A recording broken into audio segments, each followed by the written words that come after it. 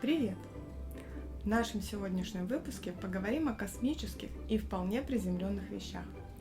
Полет к Луне, забастовка налоговиков во время возврата налогов, правительственные поощрительные климатические выплаты, эпичное ограбление в Торонтовском аэропорту, как в голливудском блокбастере, детектор чата GPT готов, запись на посещение парков и заповедников Онтарио.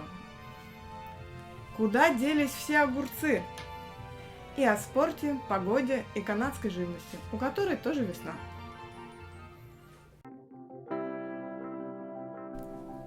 В апреле прозвучали просто космические новости.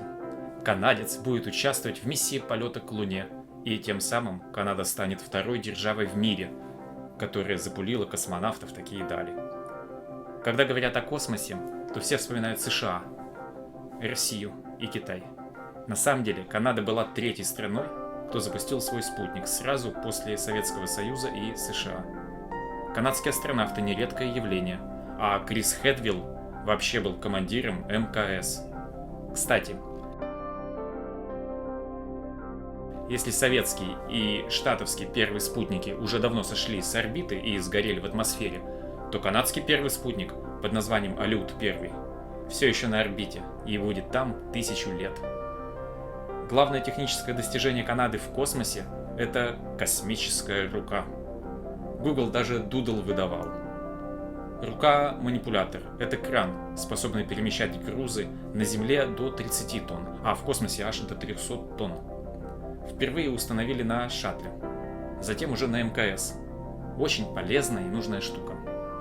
Но вернемся к первому канадцу, который, выражаясь словами канадского премьер-министра, увидит весь земной шар. Дело в том, что на МКС космонавты на орбите летают невысоко и сразу всю Землю как шар не видят.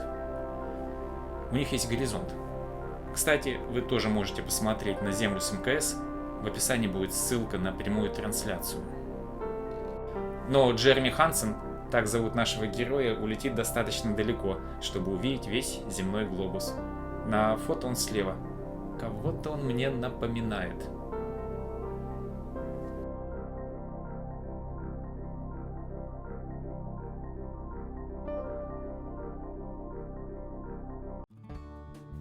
Однако спустимся с небес на землю и поговорим о вполне себе приземленных вещах. О деньгах, конечно. Наверняка вы в курсе, что во многих западных странах профсоюзы – это не пустой звук, и что забастовки, иногда целыми отраслями, до сих пор очень популярны как инструмент добычи дополнительных плюшек для членов профсоюзов. Что вы слышали про забастовку госслужащих Канады? А с середины апреля бастовало более 120 тысяч служащих, в том числе налоговики, для которых апрель – самая жаркая пора. Вся Канада подает декларации о доходах за прошлый год и с нетерпением ждет налоговых возвратов. Как раз к 1 мая, нашему известному Дню трудящихся, вот уж совпадение. Забастовка закончилась соглашением сторон. Так что же требовали госслужащие, чьи рабочие места с большими отпусками и пенсиями и так считаются очень теплыми в Канаде? И что получили? Первым пунктом, естественно, повышение зарплаты. Профсоюз требовал 13,5% в течение 3 лет, а получил 11,5% в течение 4 лет.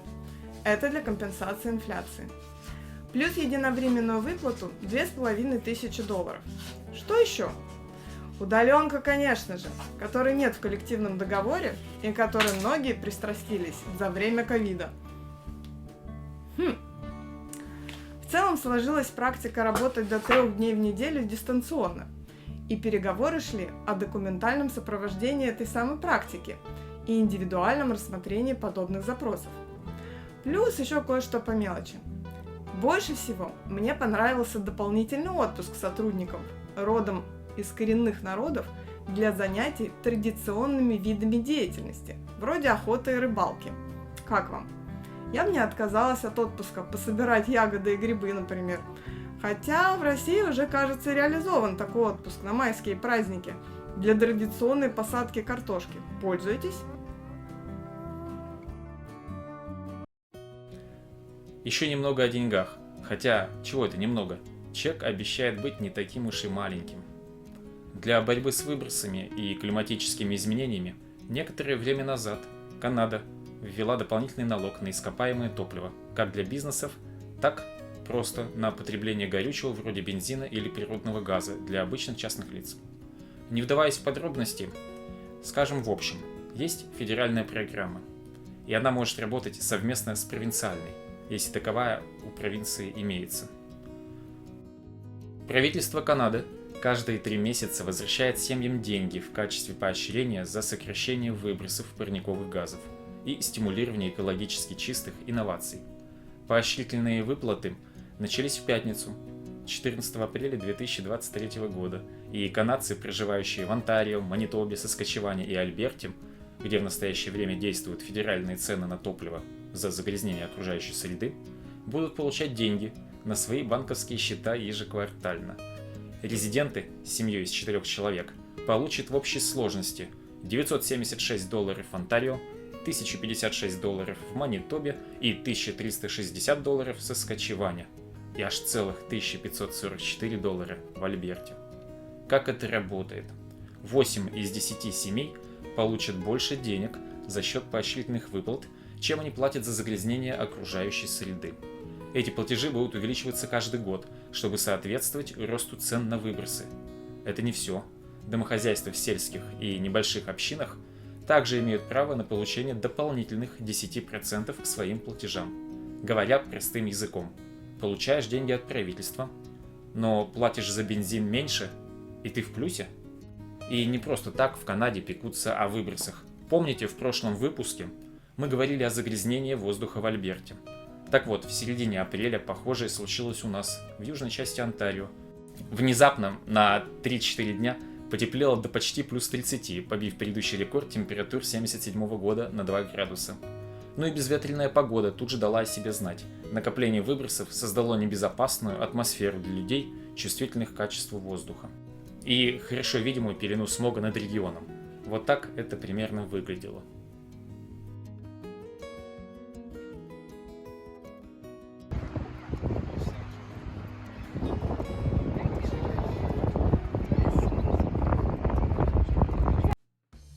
Пока же бастуют голливудские сценаристы, жизнь сама подкидывает истории, уже готовые для экранизации. 20 апреля случилось крупнейшее в истории Канады ограбление. Больше всего похоже на историю из голливудского блокбастера, и это буквально в 5 километрах от нас.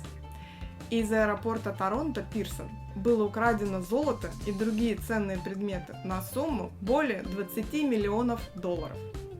Для справки, предыдущая крупнейшая кража в Канаде произошла 70 лет назад, 25 сентября 1952 года в аэропорту Мальтона, предшественнике Пирсона. Да, вот это поворот.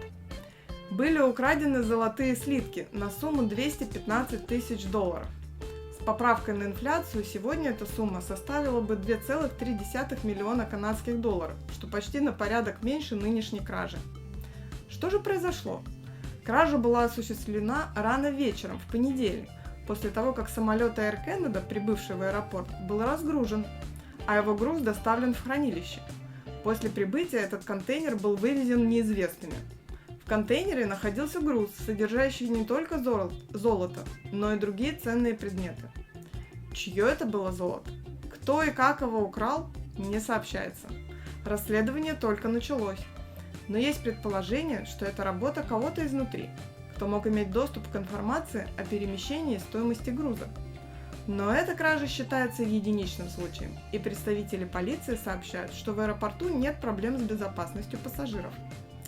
Ради любопытства я прикинула объем украденного, если считать чистым золотом, не считая ценные вещи. Сопоставив с его рыночной ценой, получилось немного больше 300 килограмм.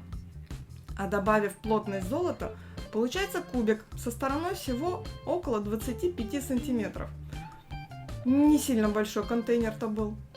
Зато увесистый, небрежно помахивая сумочкой, вынести не получится, пожалуй. В общем, грабители явно поработали головой для того, чтобы все так гладко организовать. Однако, мне кажется, есть области, где работа головой принесет гораздо больше дивидендов. Помните, мы говорили в наших январских новостях о канадском студенте Эдварде, который учится в Принстоне и который писал приложение для детектирования чата GPT в студенческих работах. Так вот, приложение готово, и у него уже более 4 миллионов пользователей. Но помимо молодцов, в Канаде есть и балбесы. Об одном таком промелькнула новость.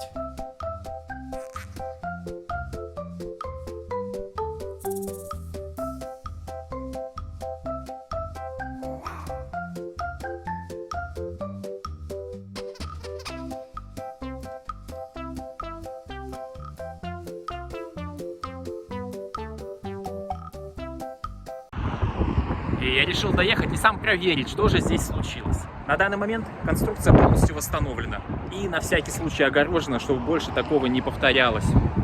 На носу лето, коттеджи для летних выездов забронированы еще в конце зимы. Однако, кроме коттеджного отдыха, в Канаде существует масса федеральных и провинциальных парков и озер, где обустроены места для выездов на природу в летнее время. Сезон открывается в конце мая, начиная с Виктория Дэй, длинных выходных, посвященных дню рождения королевы Виктории. И вот тут подвезли неприятную новость. В Онтарио в 2021 году была введена пилотная программа с первоначальными 17 парками. Тогда было введено предварительное бронирование для транспортных средств за 5 дней до посещения. Позже программа была расширена до 37 парков, а сейчас было объявлено о дополнительных 20.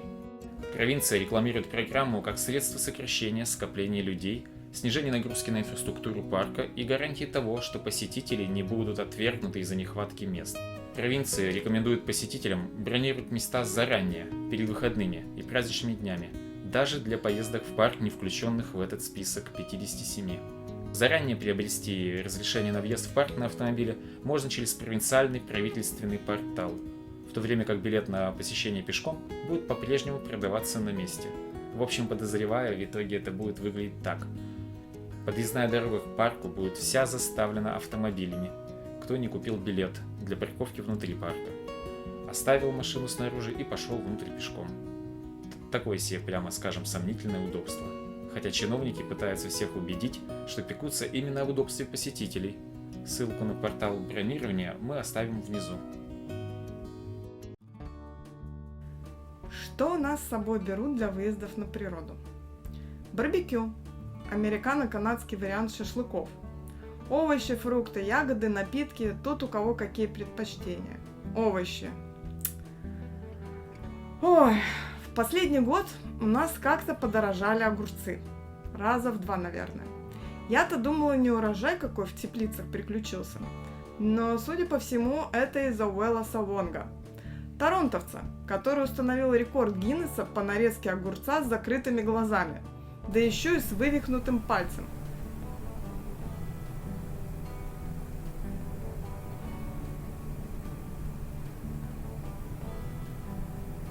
«166 ломтиков за 30 секунд. Видимо, половина онтарийских огурцов ушла на его тренировки.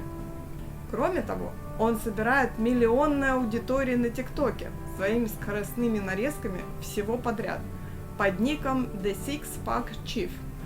Подробное интервью, как же он дошел до жизни такой и чем ему так не угодили огурцы, по ссылке в описании.